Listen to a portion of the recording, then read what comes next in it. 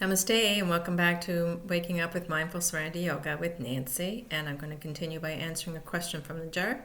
I keep looking up towards the door because I'm expecting someone to come in any minute now.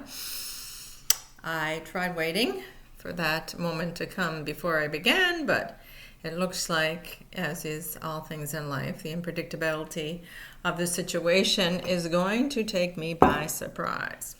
So I am going to set my timer. Yeah. And I will take it from the jar. Now again, some of these things get put back in, so I'm not sure what I'm reading. The difference between the brain and the mind. The difference between the brain and the mind. I'll take a deep breath. What is the difference between the brain and the mind? The brain, first of all, is a physical organ in the center of your cranium or your skull.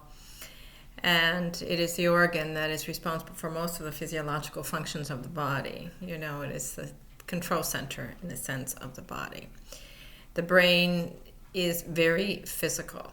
The mind, however, though we often think of the brain and thinking and thoughts and all the things the brain do as being belonging to the brain, a lot of those functionalities actually belong to the mind. The mind is the non-physical consciousness that is filtered through the brain. And that is my understanding of it. And I could be right off the mark, I don't know, but that's the way I see it. So the brain is the physical organism that controls the physiological functioning of the body.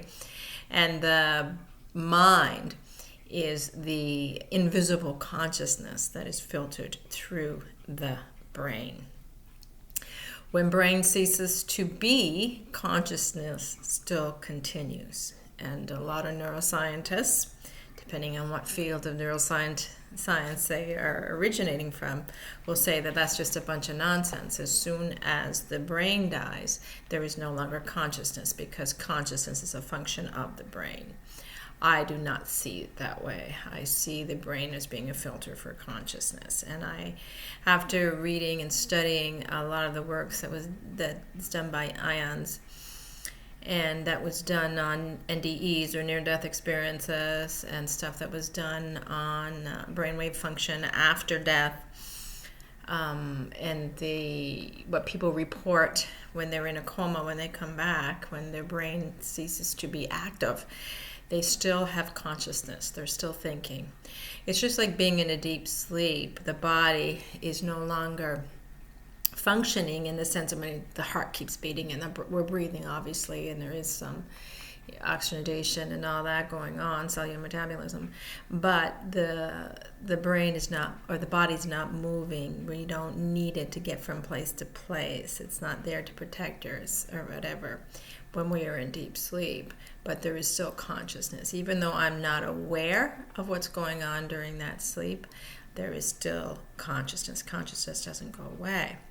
So when the brain ceases to fire, the physical organism dies from a traumatic accident or from meningitis. I'm going to try to think of his name, and I can't for the life of me, and it just slipped me. Dr. Alexander something the third. You'll know who I'm talking about. I'll bring that name and leave it on the bottom of this. I know it so well. He was a neuroscientist who had severe meningitis, bacterial meningitis, I believe, and he ended up in a coma with very little brain functioning showing up on the tests that were being done. And the family was even going to pull the plug. But when he came back, even though he was so near death or considered to be dead for a period of time, he came back and he reported a whole experience that was much deeper than anything he's ever experienced when he was awake and conscious.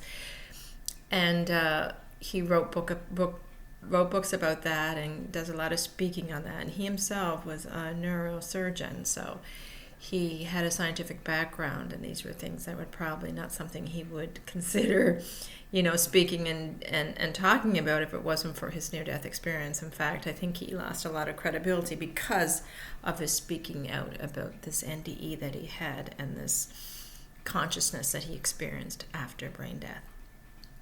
So the consciousness continues even after the brain ceases to function. Consciousness or mind is broken up, according to a lot of people, into two different realms. In Buddhism, there is the idea, Thich Nhat Hanh always teaches us about, if you imagine a circle and the circle is divided in half, on the lower section of that circle you will find stored consciousness, and on the upper part of that circle you will find mind consciousness. Mind consciousness is probably what Freudians would refer to as the ego. Mind consciousness in awakening individuals we refer to as our conscious awareness, what we're aware of at the conscious level. The stored consciousness will be more of the subconscious and beyond, even into the unconscious. So in that stored conscious, according to a lot of Buddhists and a lot of other sects as well, we have things called seeds, and we all have the seeds for happiness and joy within us. We also have the seeds for anger and violence and for despair, for suffering, basically. So we have all these good seeds and these unhealthy seeds, or wholesome and unwholesome seeds, as the Buddhists would refer to them in their non-dualistic terminology, because they prefer dualism, non-dualism, but in dualism we would use wholesome and unwholesome rather than good or bad. Regardless, we have these seeds within us, and we also have the seed of mindfulness. Now, mindfulness is basically awareness, our ability to be aware and accepting of what is going on here and now, right in this moment.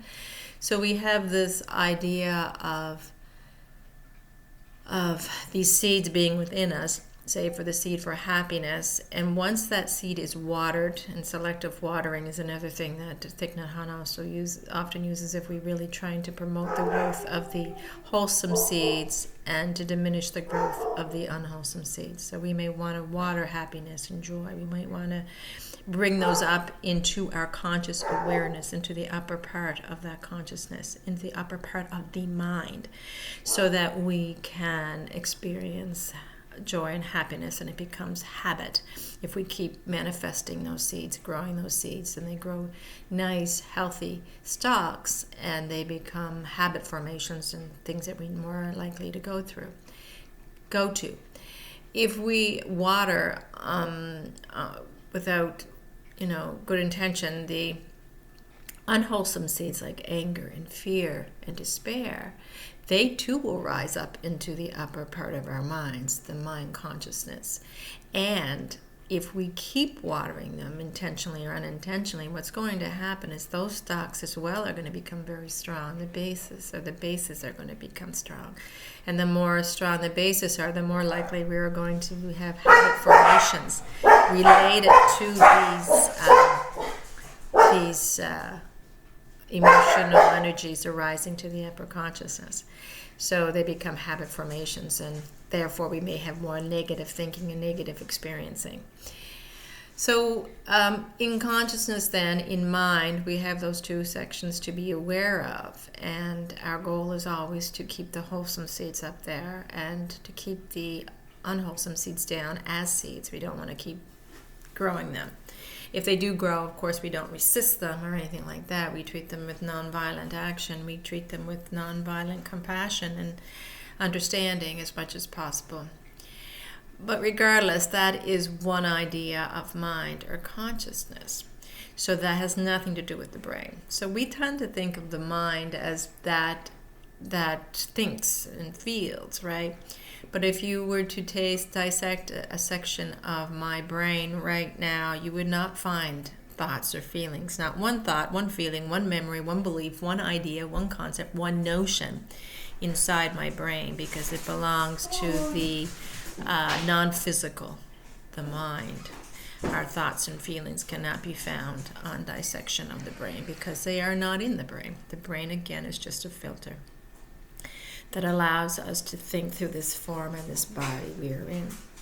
So consciousness is also, or the mind, is also considered to be universal in many traditions. And by universal, I mean there's the belief that there's one mind that we all share. So though there is the personal mind, that which we've created that we may call the psyche, the sum of our learned experiences, our stored stuff, our samskara layers that and which leads to the perceptions through which we see the world and through which we behave. That we do have a personal mind, but beyond that personal mind, because that's just a concept and a creation of the mind, it's a mental construct, but beyond that we have the actual universal mind, or the one mind that we all share, this consciousness that goes on and on and on, that's omnipotent, omnipresent, omniscient, knowing everything. So it is beyond thoughts and concepts and ideas. So that is that which filters through the brain. So the brain, to me, is just an organ that filters. A wonderful organ, an amazing organ, a fascinating organ when you study it in anatomy and physiology terms.